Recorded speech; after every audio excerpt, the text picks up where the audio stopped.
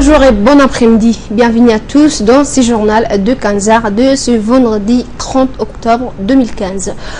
Au sommaire de l'actualité, le ministre des Transports, chemin de fer, inspection des travaux de la ligne Djibouti-Galilée et en Europe, la création d'une nouvelle agence de protection des frontières.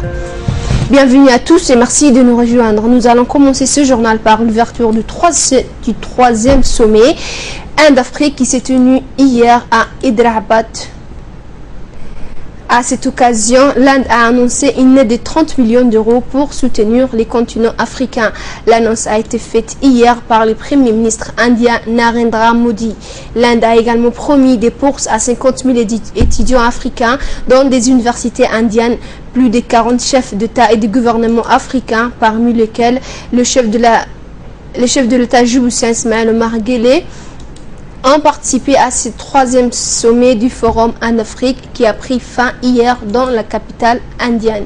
Ce troisième sommet Inde-Afrique avait pour vision d'élargir la coopération entre les deux parties. Cette rencontre de 4 jours qui avait pour thème partenaire dans la progression vers un agenda de développement dynamique et transformateur. Ce troisième forum a été marqué par des consultations au plus haut niveau politique entre les chefs de gouvernement de plus de 40 chefs d'État africains. Les sommets a abordé les principaux défis de l'Afrique dont l'alimentation, la santé et la sécurité environnementale, le développement des ressources humaines, le renforcement des institutions, les infrastructures, l'énergie propre, l'agriculture, la santé, l'éducation et le développement des compétences ont été également d'autres domaines que l'Inde tient à soutenir avec l'Afrique. Outre les discussions sur la question du changement climatique, les deux parties ont décidé également de travailler ensemble pour réduire les problèmes découlant de cette question, en particulier dans le contexte de la prochaine conférence de Paris. L'Inde et l'Afrique ont par ailleurs décidé d'explorer de nouveaux domaines de collaboration comme l'économie bleue durable et les initiatives qui visent à utiliser la puissance de la science et de la technologie, la science de l'espace et le monde des réseaux. Par conséquent, les deux parties devraient renforcer leur partenariat sur la plateforme mondiale et approfondir leur coopération de sécurité, notamment sur la sécurité maritime et de la lutte contre le terrorisme. À noter que le commerce bilatéral Inde-Afrique a augmenté de près de 23% par an entre 2005 et 2013, notamment dans la période de crise économique mondiale. Les échanges commerciaux étaient de 93 milliards de dollars en 2013 et devraient atteindre 100 dollars d'ici la fin de cette année. Le président de la République, Ismaël Omar Guelleh, qui a prononcé un important discours à la tribune de ce troisième sommet du Forum Afrique-Inde, a parlé de la réalisation des grands projets d'infrastructure en Afrique. Il a aussi plaidé pour le renforcement de la coopération entre Djibouti et Inde. Je vous propose d'écouter les discours du chef de l'État. Mesdames et messieurs, c'est pour moi un très grand plaisir d'être parmi vous pour prendre part au troisième sommet du Forum Afrique-Inde dans cette belle ville de New Delhi, où le patrimoine du passé cohabite harmonieusement avec la modernité. Je voudrais exprimer mes sincères remerciements au gouvernement et au peuple indien pour l'accueil et la chaleureuse hospitalité qui a été réservé à ma délégation et à moi-même depuis que nous sommes arrivés ici, ainsi que pour les excellents arrangements mis en place pour accueillir un si important forum. La tenue de ce forum, depuis son lancement en 2008, témoigne de l'engagement du gouvernement indien et des pays africains en faveur du renforcement des relations entre le continent et l'Inde. Des relations qui sont d'ailleurs millénaires et qui ont marqué de leurs influences certaines parties de l'Afrique. L'histoire récente, quant à elle, rappelle la similarité de nos luttes respectives contre le joug du colonialisme qui a asservi nos pays pendant plus d'un siècle. L'Inde, pionnière de la lutte pour la liberté et la dignité, a innové en choisissant la voie de la non-violence pour obtenir son indépendance et a inspiré par la même occasion beaucoup de mouvements de libération à travers notre continent. Une appartenance commune au groupe des 77 notre appartenance commune au groupe des 77 est une illustration clairement que l'Afrique n'est le précaré d'aucune puissance et qu'elle accueille tout partenariat mutuellement bénéfique et respectueux des valeurs de chacun. Permettez-moi de remercier ici le gouvernement et le peuple indien pour son engagement dans les opérations de maintien de la paix en Afrique en vue de renforcer la sécurité et la stabilité dans notre continent. À travers l'ultime sacrifice que ces soldats ont payé sur le sol africain, l'Inde a démontré de son attachement au réaffirmissement de nos relations. Monsieur le Premier ministre, Excellences, depuis le dernier sommet du Forum Afrique-Inde à Addis Abeba en 2011, la croissance fulgurante de nos échanges économiques et commerciaux sont une preuve convaincante de l'utilité, mais aussi de la vitalité de notre partenariat. Depuis 2007, ces échanges se sont multipliés de manière exponentielle pour atteindre plus de 70 milliards de dollars, alors que les investissements connaissent une augmentation régulière d'année en année. L'Inde, Monsieur le Premier ministre, est un pays émergent qui connaît une croissance positive grâce à ses multiples atouts, notamment ses atouts industriels et technologiques, et indubitablement destiné à être une puissance économique sur le plan mondial. De son côté, l'Afrique connaît depuis une décennie une croissance économique destinée à être une puissance économique sur le plan mondial. De son côté, l'Afrique connaît depuis une décennie une croissance économique forte et stable, amenée à croître compte tenu du potentiel énorme du continent. En conjuguant nos efforts et en adoptant un cadre plus favorable à nos échanges commerciaux, notamment en limitant les barrières non fiscales, et cela dans le cadre du programme indien préférentiel à taux zéro, je suis convaincu que le partenariat Afrique-Inde n'en sortira que plus renforcé. Nous sommes également fortement impressionnés par le dynamisme des PME, PMI indiennes. L'Afrique, qui est destinée à jouer un plus grand rôle dans le commerce international, s'est au préalable sérieusement engagée dans un processus d'intégration économique régionale et continentale. Nous sommes convaincus que l'intégration régionale est un maillon essentiel dans le développement économique durable. Mais pour ce faire, plus que les traités ou les accords politiques, notre continent a besoin de la réalisation de projets d'infrastructures d'envergure capables d'insuffler une dynamique en faveur de l'intégration régionale, et ce sont surtout les infrastructures de transport, notamment portuaires, routières et aéroportuaires, qui constituent l'épine dorsale et les piliers fondamentaux des échanges commerciaux interétatiques et interrégionaux.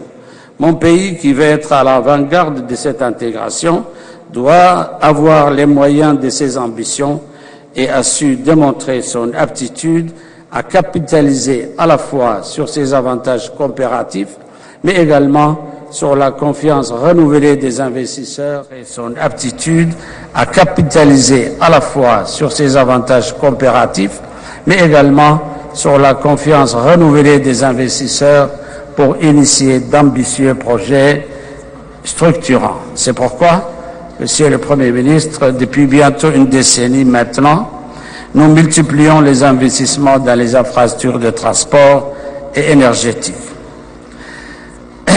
Car la performance de la croissance de notre continent, de notre économie, qui est basée sur le service, reste très tributaire d'infrastructures de qualité.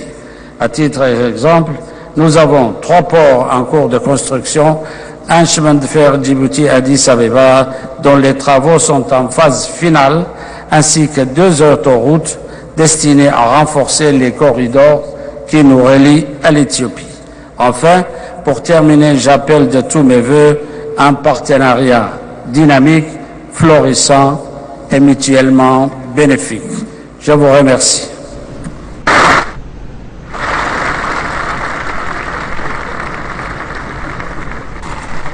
C'est l'heure donc de l'appel à la prière Asr. On se retrouve juste après l'Adhan.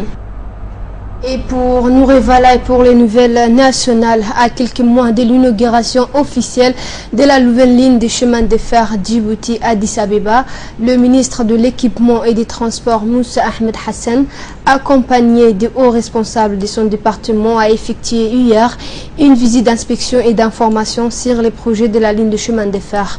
Cette visite a permis au ministre et sa délégation de s'enquérir de l'état d'avancement des travaux sur l'ensemble de la ligne et plus particulièrement de la section Djibouti-Galilée. Le ministre et sa délégation, composée du directeur général de la société djiboutienne de chemin de fer, Mohamed Roble Dabar, le directeur de la société CCECC, Ding Zaoudjoun et ses proches collaborateurs ainsi que les chefs de projet. La visite d'inspection et d'information a débuté dans le secteur de Nagad d'Oralé où le ministre a constaté l'avancement des travaux des génies civils qui sont bien en avance et par la suite, le ministre et sa délégation ont marqué un arrêt sur la gare principale de Djibouti City à Nagad où il a pu obtenir des informations sur les travaux de finition ainsi que les différents composants de cette grande gare qui servira le point de départ des trains de voyageurs. Le ministre et sa délégation ont poursuivi leur visite sur le reste de la ligne en visitant successivement la gare de Holhol et par la même occasion, la délégation a visité la gare d'Ali-Sabié et ont été accueillis à leur arrivée par le préfet de la région d'Ali-Sabié, le député de la région ainsi que les membres des élus locaux et ont par la suite constaté l'état d'avancement des travaux de finition qui s'achèvent tout doucement. Au cours de cette visite, le ministre a pu constater des visites les travaux de pose des caténaires, des fils électriques, des tractions et la pose des poteaux électriques qui alimenteront les gares d'Ali-Sabié de Holhol, ainsi que les travaux exécutés et supervisés par les DD.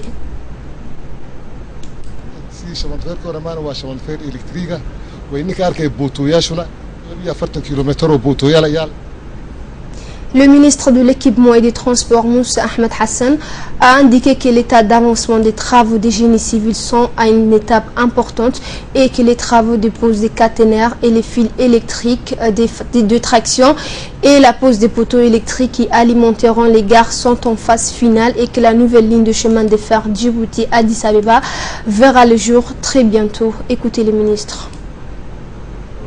Visite d'inspection coutumière ce matin. Ici à Ali-Sabié, nous avons commencé ce matin à Ambouli pour voir l'évolution du chantier de construction de la ligne de chemin de fer sur la portion qui nous concerne, c'est-à-dire Djibouti-Galilée. Donc il ressort de cette visite que les travaux avancent de très bonne façon. La finition des voies et le profilage des rails se déroule très bien. La pose donc des caténaires a très bien avancé. Nous sommes pratiquement à mi-chemin. La ligne haute tension et toutes les infrastructures concernant la ligne haute tension, les stations de traction, ce qu'on appelle, sont en très bonne voie. Et le premier pylône de la ligne à haute tension sera installé très rapidement, puisque la société Shanghai Electric est en phase finale de mobilisation et doit incessamment sous peu commencer ses activités. Et donc toutes les gares également sont en très bonne voie, sont en finition. Et nous avons un ferme espoir que dans très bientôt, cette ligne sera ouverte à l'exploitation, c'est-à-dire d'ici à la fin de l'année, sans doute. Et nous sommes d'une manière générale très satisfaits de l'état d'avancement de ce grand projet qui, bien entendu, est très attendu pour le développement du transport à Djibouti, en particulier du transport de marchandises, et qui va relier donc les deux pays, la République de Djibouti et l'Éthiopie. Nous sommes aujourd'hui désormais dans la phase vraiment finale de l'exécution de ce grand projet et nous ressortons de cette matinée. Autre nouvelle du pays, les activités de consultation mensuelles mises en place par l'équipe cadre du centre médical hospitalier de la région d'Arta pour le rapprochement des soins dans les localités. Une équipe nouvelle du CMH Obok s'est déplacée dans la localité de Firissé avec le médecin de l'équipe mobile du centre hospitalier, Dr Warsama Habib, pour y effectuer des consultations et des soins de proximité. Était présent le médecin de l'équipe mobile de CMH Obok et ses techniciens paramédicaux, infirmiers et sages-femmes. Le but de l'équipe mobile est de prodiguer des soins dans les localités les plus reculées des structures de santé fixes. Les prestations offertes à la population de la localité étaient les consultations médicales, les soins de la reproduction, la vaccination, la prise en charge des enfants, ainsi de suite. Le nombre de personnes consultées était de 44 adultes, 29 enfants, dont 10 vaccinations et 7 CPN pour l'ensemble des localités. Le ministère de la Santé, avec ses actions de délocalisation à travers cette stratégie, qu'on rapprochait les soins à la population des régions en déplaçant le médecin et paramédicaux.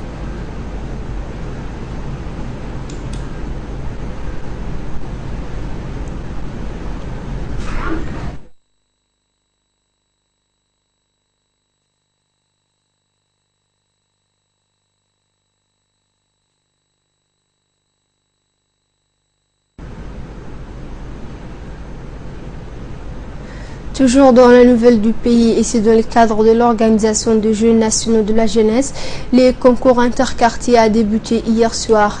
La première phase du concours des danses traditionnelles a opposé des groupes des quartiers de la commune de Boulaous sous la supervision de la comité d'organisation. En effet, la compétition a débuté au niveau de la commune de Boulaous, plus précisément dans les CDC de Hadjidide, de Kartsad et de la cité du stade. Ces concours se poursuivra avec les volets sportifs dans les autres communes et se déroulera également dans les régions. Le comité d'organisation sera appuyé par le directeur régional et un représentant du ministère de la Culture. Ces concours qui est une composante des Jeux nationaux de la jeunesse créée sur l'initiative du chef de l'État Ismaël Marguelé a pour objectif l'épanouissement de la jeunesse qui est au cœur de toutes les préoccupations.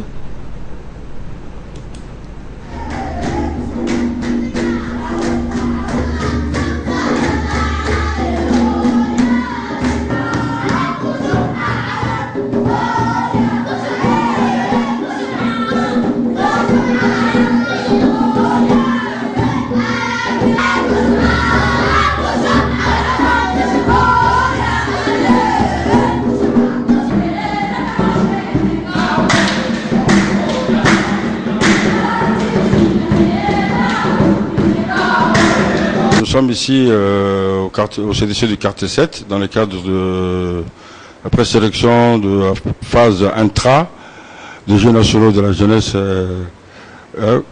qui est organisée par le secrétariat d'État à la jeunesse. Et là, nous avons le jury a passé en revue quelques troupes, en commençant par Hadjidide. Là, nous avons une danse traditionnelle en Somalie. Et nous allons encore nous déplacer vers le stade. Et à la page sport de ce journal, le championnat national d'athlétisme djiboutien 2015-2016 a démarré hier après-midi dans la capitale avec une forte participation des athlètes djiboutiens venus de différents horizons de la capitale et des régions de l'intérieur. Comme chaque année, le lancement du championnat d'athlétisme comprenait 3 catégories de courses telles que 4 km filles, 6 km cadets et 10 km de dorales juniors et seniors. Le coup d'envoi de cette course qui a marqué l'ouverture du championnat 2015-2016 avait été donné par le président de la Fédération d'athlétisme, Mohamed Ahmed Cher. Ces comités directeurs et en présence de nos grands champions Ayan Le Suleiman, Momin Gil et Hiss Bachir qui sont venus soutenir les futurs athlètes djiboutiens qui vont prendre la relève en compétition nationale et internationale. On prépare à cette course les athlètes issus de l'école d'études des sports d'Ali Sabié, la police nationale, la garde républicaine, les forces armées djiboutiennes, Djibouti Télécom ainsi que la garde Code.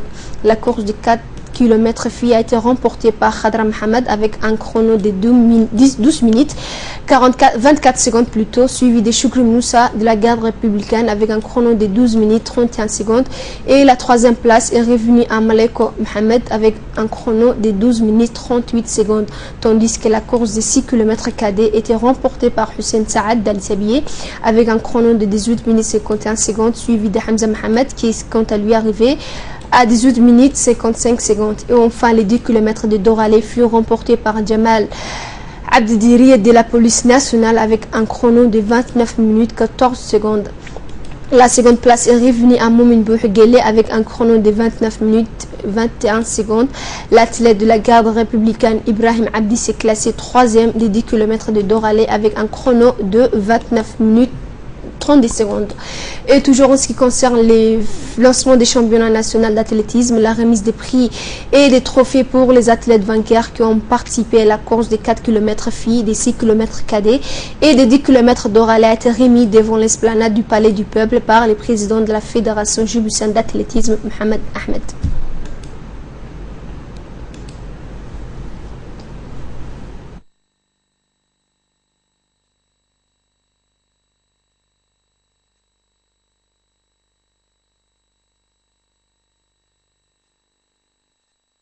Écoutez maintenant l'extrait du président de la Fédération djiboutienne d'athlétisme.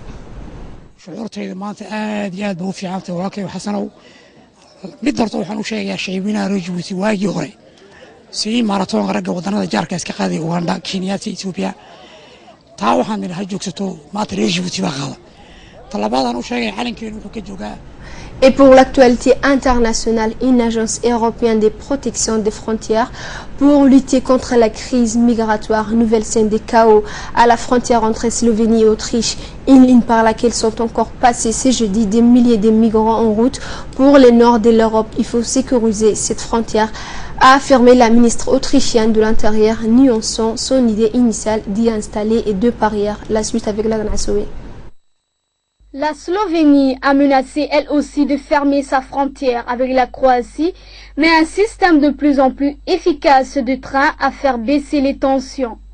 En Grèce, où il était en visite, le ministre allemand des Affaires étrangères, Frank Walter, a plaidé pour la création d'une agence de protection des frontières pour plus de négociations avec la Turquie sur la question des réfugiés. Le ministre grec est lui plus radical. Il ne faut pas les laisser arriver ici. Il faut faire des patrouilles communes. Et il faut stopper ce flux de migrants avant qu'ils traversent la Turquie et atteignent l'Union européenne. Au milieu de ce flux de migrants, 150 sont arrivés sur l'île de Lesbos après avoir été secourus en mer par un bateau turc. Parmi eux, beaucoup de femmes et d'enfants en état de choc. 39 personnes sont toujours portées disparues depuis le naufrage de leur embarcation au large du Maroc. 15 ont pu être secourus par les gardes-côtes espagnols et ramenés sur les côtes de Malaga. Et aux États-Unis, l'ultra-libéral Paul Ryan, le nouvel homme fort du Congrès officiellement élu. Passage de relais et changement de génération chez les républicains à la Chambre de représentants aux États-Unis. La suite avec toujours la Nassoé. Pour moi, la Chambre de représentants représente ce qu'il a de mieux en Amérique. La possibilité illimitée de faire ce qui est bon, a expliqué Paul Ryan. Mais le nouveau speaker d'appeler un ressaisissement. Soyons francs, la Chambre ne fonctionne plus. Nous ne résolvons pas les problèmes, nous en se rajoutant. Je veux pas régler des comptes, je veux remettre les compteurs à zéro. Jean, son prédécesseur, a été copieusement applaudi, comme le veut la tradition parlementaire américaine. Il a pourtant été poussé le mois dernier à la démission par le Tea Party, la fraction ultra-conservatrice de son parti.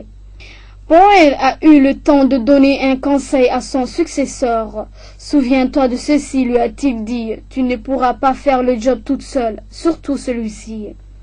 Selon les démocrates, Paul est le président de la Chambre le plus conservateur de l'histoire moderne, a déclaré Amy haute responsable du Parti démocrate, sonnant l'alarme contre ces attaques agressives contre l'État-providence de son position extrême contre l'avortement. Paul avait été propulsé à la une des médias en 2012. Lors de la dernière campagne des présidentielles, il était candidat à la vice-présidence aux côtés de Mitt. Fin de ce journal, on se retrouve sur le Focus dans quelques minutes.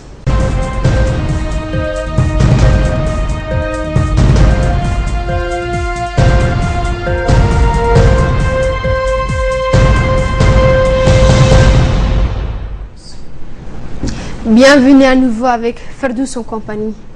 Bonjour Ferdous. T'as quoi pour cet après-midi? Bonjour Asma, bonjour à tous. Dans ce focus, nous allons tout d'abord commencer par parler de l'annonce qu'a fait Mahmoud Abbas, une protection internationale réclamée par le président de l'autorité palestinienne face aux regains de violence à Jérusalem-Est. Hier à Hebron, la tension est forte. Les jeunes Palestiniens affrontent la police israélienne. Un peu plus tôt, un adolescent a été abattu par un checkpoint après qu'il ait été blessé par un soldat. Un professeur témoigne notamment que ce drame a eu lieu et que le jeune n'était pas armé. Ce sont les énièmes violences de ce type depuis 4 semaines. Les violences ont fait 63 morts côté palestinien, la majorité des assaillants étant 9 de côté israélien. Face à cette spirale de violence, le président Mahmoud Abbas, en tournée en Europe, a réclamé un mécanisme de protection internationale. Le président Abbas est le deuxième président à intervenir lors de cette réunion extraordinaire du Conseil de droits de l'homme, notamment après à Genève, notamment après celle faite par la présidente de Chili en 2007. Deuxième sujet que nous allons traiter, nous allons parler environnement. À un mois de la COP 21, Bruxelles établit un seuil de tolérance des émissions de diesel pour les tests. L'Union européenne a-t-elle intérêt de constructeurs automobiles au-dessus de la santé? C'est en tout cas les critiques des écologistes depuis les décisions prises hier par un comité technique à Bruxelles. L'Union européenne va relever les seuils d'émissions de gaz polluants pour les moteurs diesel dans les nouvelles procédures de tests de conduite réelle. Le scandale, notamment celui de Volkswagen, a relevé des failles de tests européens. À un mois de la COP 21 Paris, la décision de Bruxelles reste importante, pourtant incomprise. Chaque année, la pollution de l'air est responsable de 400 000 morts, notamment des morts prématurées. Et enfin, nous allons parler aux États-Unis. L'ultralibéral Paul Ryan, l'homme fort du Congrès, est élu. Passage de relais donc et changement de génération chez les républicains à la Chambre des représentants aux États-Unis.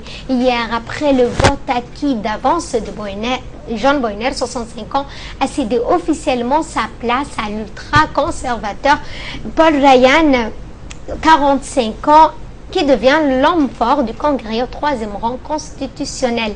L'ultralibéral Paul Ryan devient l'interlocuteur principal du président Obama. Ryan va surtout devoir construire son camp, celui des républicains passablement divisé à un an des élections présidentielles. Il a dit, je le cite, « Je veux remettre les compteurs à zéro ». Selon les démocrates, Paul Ryan est le président de la Chambre le conservateur de l'histoire moderne, selon l'alarme contre ses attaques agressives contre l'État-providence et ses positions extrêmes contre l'avortement. Paul Ryan est lui propulsé à la une des médias en 2012, Asma. Lors de la dernière campagne présidentielle, il était candidat à la vice-présidence aux côtés de Mitt Romney. Et toujours aux États-Unis, cette fois un autre sujet, nous allons parler des 15 blessés dans l'incendie d'un avion dans l'aéroport en Floride. Une quinzaine de personnes ont été blessées hier dans l'incendie d'un avion sur le tarmac de l'aéroport de Fort Lauderdale en Floride, où le trafic aérien a été suspendu une partie de la journée, ont annoncé les autorités au moment où le Boeing 767 de la compagnie Dynamic International Airlines s'est roulé sur la piste pour le départ à l'heure qui se rendait notamment à Caracas. La compagnie a appris qu'il y avait un problème de réacteur. Suite à l'incendie, le trafic aérien a été suspendu une partie de la journée dans l'aéroport fréquenté par 26 millions de passagers par an et qui dessert 40 destinations internationales et une soixantaine aux États-Unis. Les vols ont repris à 19h40 45 heures. Or, GMT ont indiqué l'aéroport de Floride. Pardon. Merci Ferdous. Merci à vous de votre attention.